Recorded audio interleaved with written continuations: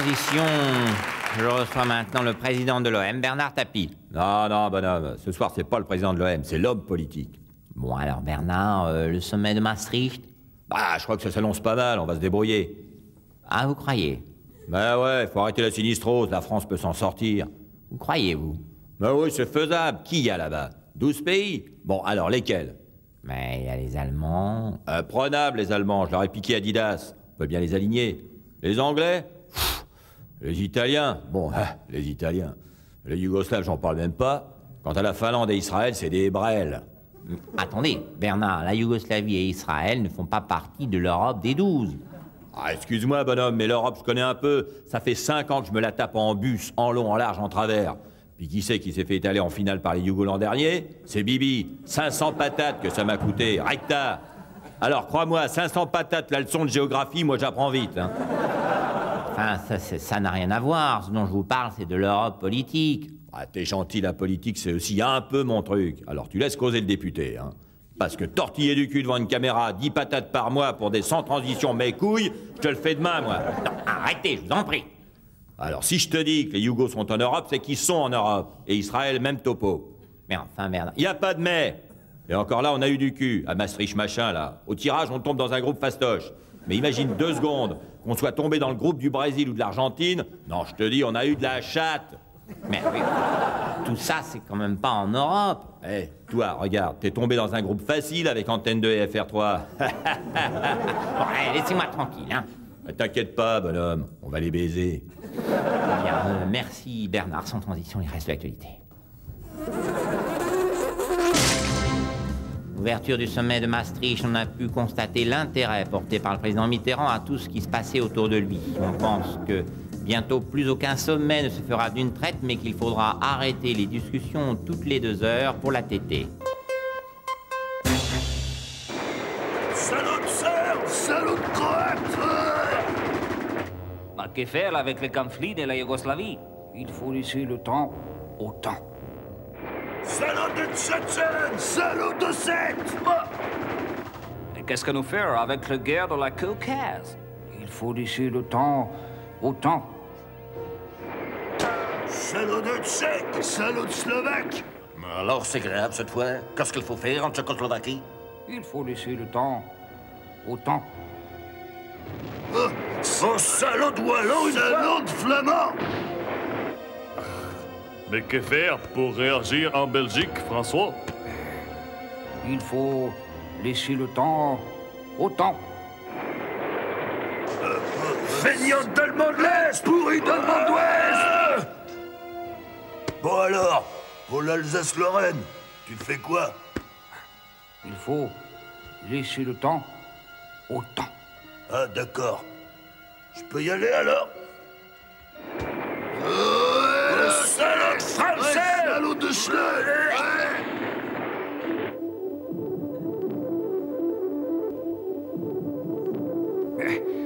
Ah, qu'est-ce que je vous avais dit, hein? Ah, c'était le bon temps. Gâte encore et toujours, les États-Unis ne rediscuteront pas les accords de Blair House. C'est ferme mais définitif. Tout de suite, la réaction très vive de Jacques Delors. I am scandalized. The Americans are little asshole. I fuck them. They are shitheads. I shall piss on their graph. On l'a doucement, monsieur Delors. Yes, but shit. Heureusement que tout le monde ne comprend pas l'anglais, en tout cas pas celui-là. Voilà, sans transition, je reçois le président de la CE. Non, monsieur Davor. Plus CE, UE. UE, Union Européenne. Depuis ce matin 0h, la communauté européenne est devenue l'Union Européenne. UE. Retenez bien ce sigle, monsieur Davor. UE. The EU, European Union. The EEC is dead. Long life to you, the EU. Alors pratiquement, qu'est-ce que ça change? Tout. Mais encore. La monnaie unique, monsieur Davor. L'ECU, the European Currency Unit. Bientôt, nous aurons tous la même monnaie. Partout en Europe? Oui, enfin, sauf en Angleterre et au Danemark, en vertu d'un protocole particulier, mais disons qu'il y a un accord à 10, ce qui est déjà bien. Et la politique sociale commune, elle existe donc depuis aujourd'hui minuit? Parfaitement. À 12? Oui, enfin, sauf l'Irlande et le Danemark, et l'Angleterre. Enfin, disons qu'il y a un accord à 6 sur le social, ce qui est déjà bien. Et la défense commune? Mais oui, c'est ça aussi la EU, monsieur Darvor. Une même défense pour toute l'Europe. Une défense à 12. Oui. Enfin, une défense qui s'articule autour de l'axe franco-allemand. C'est un accord à... 2. C'est un accord à 2. Ce qui est déjà bien. En tout cas, l'Union européenne, c'est la liberté totale de circulation. Ça, c'est sûr. Bien sûr. Nous habitons tous le même pays, l'Europe. Fini les passeports, nous n'avons qu'un pays, la EU. The European Union. Nous sommes tous des EUiens. Ah, donc, si je suis français, je peux voyager partout en Europe sans passeport. Oui, partout. Sauf en Angleterre, Danemark, Belgique, Allemagne, Luxembourg, Grèce et Espagne. En France, donc, si je suis français, je peux voyager en France. Oui. C'est un accord unilatéral français avec ses ressortissants. C'est un accord à 1. Ce qui est déjà bien, convenez-en. Et dans les autres pays? C'est à l'étude. La libre circulation est une œuvre enthousiasmante. Déjà, les bagages peuvent voyager sans contrôle. Grâce à l'Europe, les valises n'ont plus besoin de passeport. Exactement. C'est exaltant. L'Europe politique, c'est pour bientôt, donc. Oui, c'est irréversible. Un jour très proche, il y aura un président de toute l'Europe. C'est un accord à 12? C'est un accord à moi. Mais c'est déjà bien, convenez-en. Oui, ça fait en tout cas du bien de voir un Européen enthousiaste. Je n'ai qu'un credo, monsieur Darvor. La EU, c'est une réalité. It is true. La EU is true. Alors, sans transition, les restes de l'actualité. Vive la EU. Vive la EU. EU, même à la cafétéria de Bruxelles, Jacques Delors reste européen jusqu'au bout des ongles. Pas un repas sans qu'il ne goûte à toute la communauté. Une démarche louable mais un peu laborieuse qui lui prend beaucoup de temps et qui ne va pas sans quelques inconvénients. Attention quand même, l'Europe, quand on en prend de trop, frise souvent l'indigestion. Crise en Bosnie, on a beaucoup vu les Américains, les Français, les Russes, mais on n'a pas beaucoup entendu les Européens. Monsieur Delors? Et pourtant, les Européens ont eu un rôle déterminant. Mais lequel? Toutes les grandes réunions ont eu lieu dans nos locaux. Réunion sur la paix, colloque sur le désarmement, convention d'entreprise, mariage, banquet, bar mitzvah, pensez à la CEE. La CEE met à votre disposition ses nombreuses salles équipées et climatisées. Rétroprojecteurs, diaporamas, salon vidéo. Dans un cadre agréable, à moins de 2 heures de Sarajevo, la CEE vous attend. C'est vrai. On n'y pense jamais à la CE. Voilà, sans transition, je reçois Monsieur Sylvestre. Beard aussi. Alors, Monsieur Sylvestre, en tant qu'analyste de la situation économique mondiale, pourriez-vous nous dire ce que risque l'Europe en ne signant pas les accords du GATT? Non. Mais qu'est-ce que j'ai dit de si drôle? Votre grand Toumou, il a pas signé encore? Non, Monsieur Balladur ne se laissera pas faire. Il risque de ne pas signer. Qu'il est con, votre grand Toumou, il nous fait bien marrer, hein. Non, arrêtez, Monsieur Sylvestre. C'est sérieux. Vous ne pouvez pas faire un accord mondial sans l'Europe. Ah bon? Le vieux continent, c'est le berceau du commerce. Ah bah ouais, hein. Nous restons le centre du monde. Ah putain, c'est bon de rigoler, hein. Le centre du monde, attends, je vérifie sur ma carte. C'est quoi votre nom? L'Europe. L'Europe. Non, y a pas. Ah bon? Marqué, on n'a pas mis les petites îles, hein. Mais si, on est là, plus à gauche, là.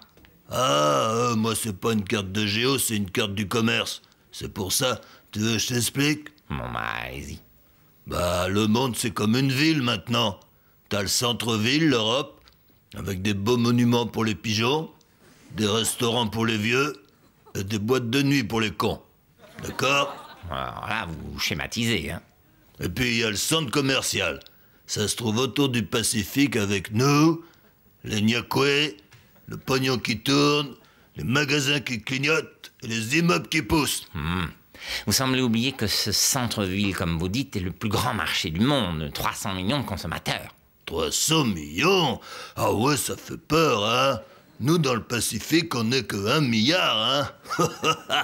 Et encore, je te compte pas la Chine, hein? Parce que quand la Chine s'éveillera, bah, après qu'elle aura fait son café puis pris une bonne douche, bah, on sera 2,5 milliards. Bon, ça sera pas faire, monsieur. Ouais, bah, faites ce que vous voulez, mais si vous regardez bien la carte, vous verrez qu'on s'en fout complètement. C'est ce qu'on verra. C'est censé, ça. Allez, sans transition, les restes de l'actualité française. C'est où, ça? Ah oui, les fromages qui puent. Sommet de Nice toujours, l'élargissement de l'Europe aux pays de l'Est et de l'Europe centrale pose problème. Qui laisser entrer, quand, selon quels critères? Pour l'instant, la méthode est classique. Roumanie. Désolé, c'est privé. De toute façon, on n'entre pas en basket.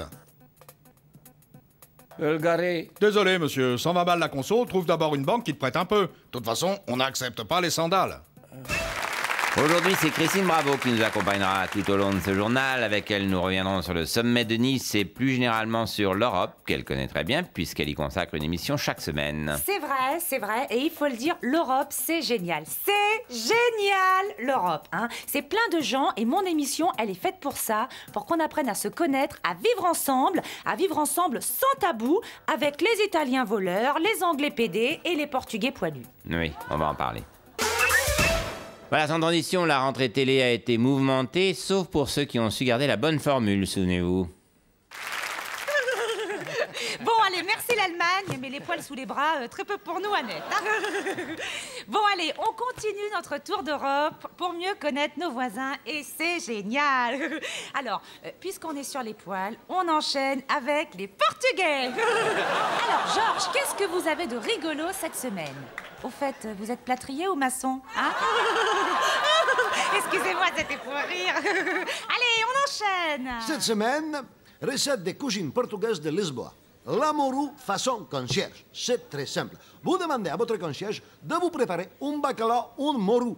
Et voilà, c'est tout, c'est portugais. Et si vous n'avez pas de concierge, demandez à une femme de ménage.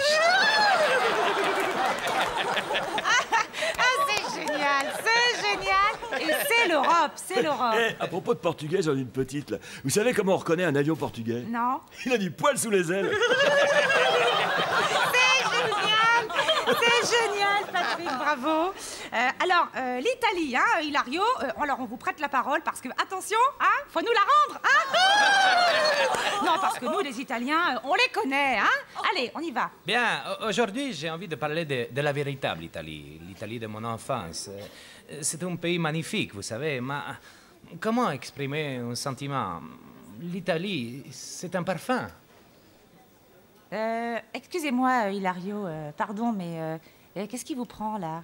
Je parle de mon pays, l'Italie, celle de Leonardo da Vinci, de Michelangelo. Hilario, mais on veut pas connaître votre pays, on veut connaître l'Italie, la nôtre. Ma l'Italie, attenzione, hein, quand vous vous baladez à Napoli en voiture, mettez votre montre au bras droit, hein, parce que sinon, avec le bras gauche à la fenêtre, on vous pique votre montre.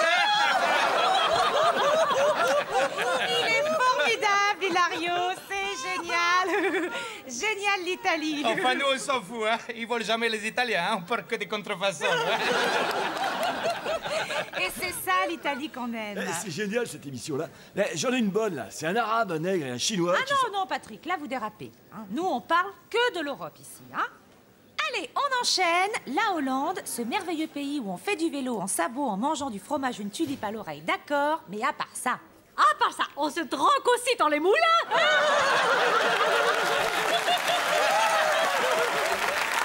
Voilà, je suis donc avec Christine Bravo. Christine, vous avez fait de l'Europe la toile de fond de votre émission. Il y a demain à Nice un sommet de l'Europe. On peut en attendre quoi? Mais Patrick, mais tout!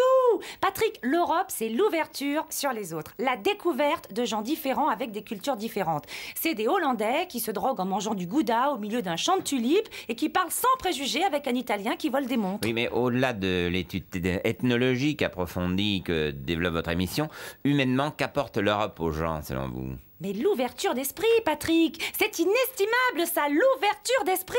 Aujourd'hui, et grâce à l'Europe, un torero espagnol n'a plus honte de manger de la choucroute.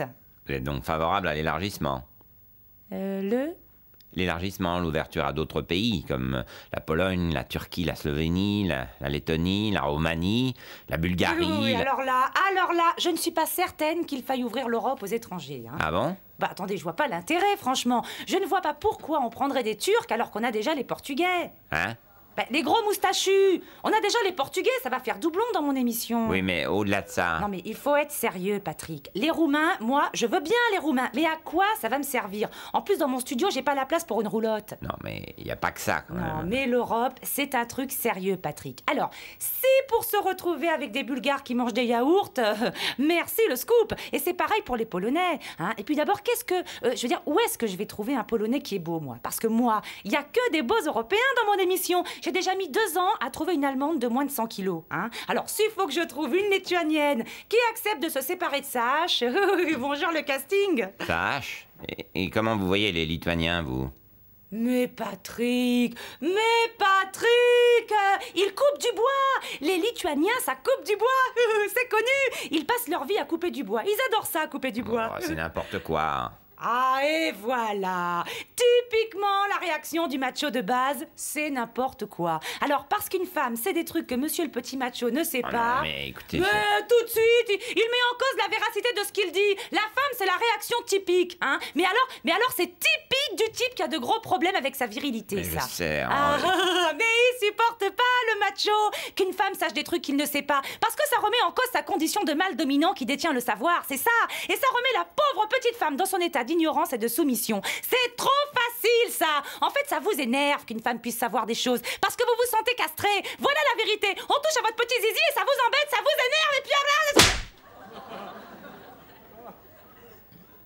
Ah, il y a toujours la... Eh oui. On finit avec le sommet européen. Pour la première fois, l'Europe des 15 se réunit en compagnie de ses 10 futurs nouveaux membres pour discuter de l'adoption de la Constitution européenne. Pour une Europe forte, capable de rivaliser avec les grandes puissances. Bon, ça suffit maintenant. Qui c'est là? Ouais, pardon, mais c'est quand vous avez dit Grande Europe. Excusez, hein. Alors, c'est qui les petits nouveaux qui vont faire votre Grande Europe, là? La Lituanie, la Slovénie, Malte, Chypre... Bon, ça va, hein, ça va. Oh, la honte, Malte, Chypre. Et pourquoi pas le Portugal, tant qu'on y est? Bah, il est déjà le Portugal. Les cons, ils ont le Portugal aussi. Oh la honte. Oui, bah, faites pas trop les malins, hein, parce qu'à 25, nous serons plus forts, capables de rivaliser avec vous sur le plan économique. Même militairement, on sera plus fort. Ah non, là, c'est vrai, ça fait peur, hein. Ah, militairement, vous allez être balèze, hein. Dès que l'armée chypriote aura acheté des cartouches. L'événement de ce vendredi 30 mai, c'est bien sûr l'Europe qui passe de 15 à 25 pays. C'est un grand moment pour tout le monde. On voit là les 10 nouveaux pays qui entrent dans l'Europe. Et là, on voit les 15 qui les accueillent. Ouais. Bon, à la Lettonie. Et puis Europe, avec le débat sur l'adhésion de la Turquie, l'Union européenne a recommandé l'ouverture de négociations, mais la Turquie doit remplir encore certaines conditions. Mais si on a du mal à comprendre, vous êtes pour ou contre cette adhésion? Parce que vous demandez toujours plus de conditions pour que la Turquie entre dans l'Europe. Non, on leur demande juste de respecter certaines valeurs. Oui, comme les droits de l'homme, par exemple. Et puis qu'ils respectent les droits de la femme. Oui, et puis la liberté d'expression, les droits de la presse. Oui, ce qu'ils ont promis de faire d'ailleurs. Oui, mais il faut aussi qu'ils aillent tous à l'église. Et qu'ils mangent du cochon. Et bien sûr, qu'ils se rasent la moustache. Ah oui, quand même. Et s'ils respectent tout ça, ils peuvent entrer dans l'Union européenne? Non, ça c'est juste les nouvelles conditions pour participer à l'Eurovision. Et mon cher Eric, retour à ce premier concours Eurovision du discours xénophobe. Et oui, Brice, avec déjà l'attribution des derniers points. We call now Slovenia. Et nous retenons notre souffle puisque la France est en 3e position. Good evening, Ljubljana. Good evening, Europe. What an amazing show. La Slovénie qui souligne la qualité du spectacle. And now, the votes of Slovenia. Sweden, 2 points. 2 points pour la Suède. Des nouveaux venus qu'on n'attendait pas à ce niveau-là. Absolument, avec un discours islamophobe très émouvant. Switzerland, 4 points. Ah, la Suisse et son très beau 4 minarets, c'est déjà 4 de trop, qui remonte à la 8e place. Germany, 6 points. Ah, une très belle prestation d'Angela Merkel avec son attaque sur la communauté turque. Et du coup, l'Allemagne qui passe à la 4e place. Italia, 8 points. Oh là là, Silvio Berlusconi qui passe en tête à 2 longueurs de la fin. L'un des grandissimes favoris, mais rien n'est fait. Hein. Russia, 10 points. On n'est pas surpris de les retrouver là. Les Tchétchènes, on ira les chercher jusque dans les chiottes. C'est assez frontal, mais ça plaît. C'est surtout qu'ils l'ont fait, Eric. En tout cas, ces 10 points supplémentaires ne permettent pas au duo Vladimir et Dimitri de rattraper l'Italie. Mais, mon cher Eric, cela signifie que, si mes calculs sont bons, les 12 derniers points vont être décisifs pour la France. And the 12 points of Slovenia go to France. Ça y est, c'est fait, Eric. Oh, c'est historique. La France gagne ce premier concours de l'Eurovision du discours xénophobe. Un concours pourtant extrêmement relevé. Hein. Absolument, absolument. Et regardez, Nicolas Sarkozy est déjà sur scène pour refaire son discours. Il y a un lien entre immigration et délinquance. La xénophobie, le retour d'une grande idée européenne. Voilà, maintenant vous pouvez éteindre la télévision et reprendre une activité normale.